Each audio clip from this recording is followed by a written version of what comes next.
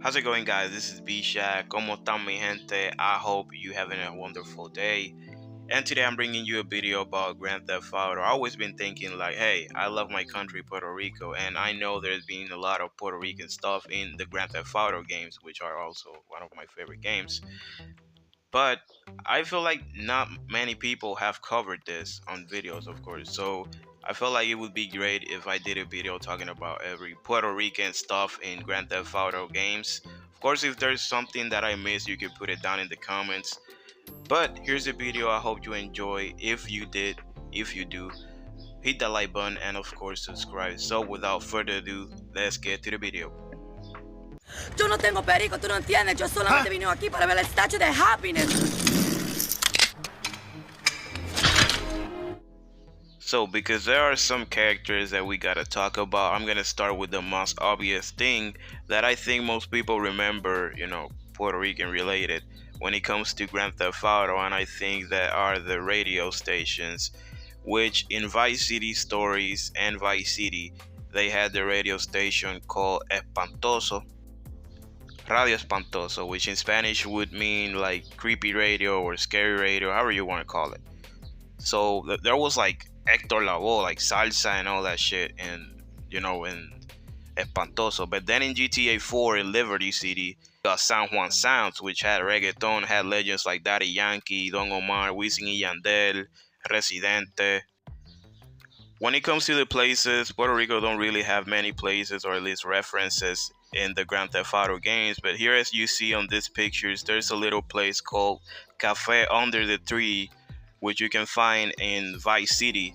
And it's really cool. As you see, got the two Puerto Rican flags. You can't really get in this place in the game, but it at least cool that it exists. So first I want to say this is not in chronological order, okay? This is not by, the first GTA, then the other GTA. This is completely random. And the first Puerto Rican character that I found was Tom, which you see in GTA 4 using Nico, which I think you date, I guess. That's the word you can use. You go to him, you talk to him. I guess there's a mission that you gotta kill him, but it's kind of like a date. Like you gotta go to a website and freaking find this guy. It's funny because Nico also have a freaking file, a freaking profile. Like I said, it was gay, but so he has to meet with this guy, and as you see here, he's just talking with him. You gotta, act normal, and then you just get out of your seat and you kill everybody, counting this character. So I guess one of the Puerto Rican characters is already dead, and he died in GTA 4 in Liberty City. So, rest in peace, Tom. So the second Puerto Rican character I think is very important for the Grand Theft Auto story. Not only because, of course, this was a great game, she was a huge part of this game, being your cousin's girlfriend, Roman, of course, of Nico Bellic, and she ends up being his wife, his fiance, and he has a baby with her. So I wonder what happened to that baby. By the way, he ends at the end of the game. So if you haven't played this game already, come on, man, you should have played already. Come on. But I wonder what happens with her baby. Of course, like I said, she's Puerto Rican. She's a huge part of the game, so I'm glad about that. But what will happen with that baby? That Puerto Rican baby, come on. So the next character, also Puerto Rican, that also ended up in Liberty City, is family of our first Puerto Rican in the list, which is Tom Rivas. This guy is Lyle Rivas, or Rivas. I don't know how you say. I guess it's Rivas because they're Puerto Rican, but I guess it's Rivas. So as you see in this part, you go to his house, one of the part of the game of GTA 4 as Nico Bellic, and then you gotta take care of this fool. When Brucey tells you to steal or carjack a freaking cop patrol, so you can look in the computer, so you can catch this guy, see where he lives, and end him.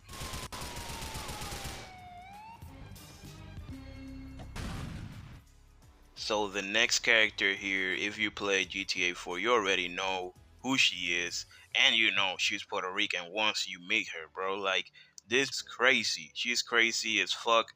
And if you play this game, bro, you already know. And well, she's another character that, of course, was born in Puerto Rico and then moved to Liberty City. So she's here, in the streets and shit. And as you see here, she's wild as shit. She's wild as fuck, bro.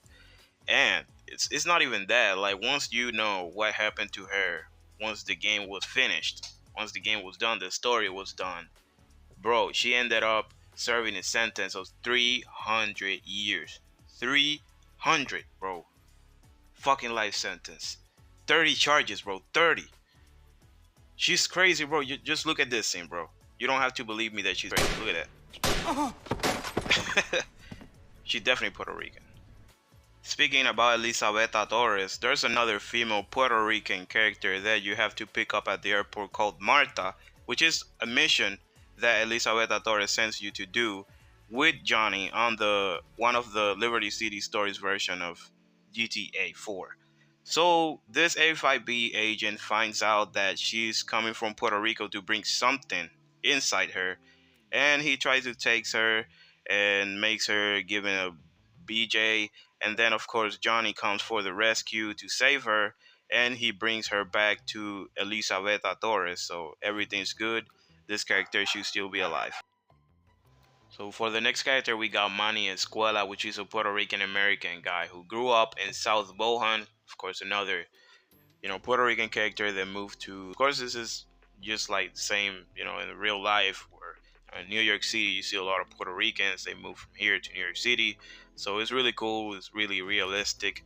But let's go with the with Manny Escuela story. Which this guy says that he owes the streets a lot, so he been doing some cleanup apparently around until he met Nico, and he made Nico do all his dirty work. So, he would pay Nico. Nico would be killing people around Liberty City, and this fool would go with another fool that has a camera recording him around, and he would be recording the corpses, I guess, giving this guy, street cred, just to say it like that.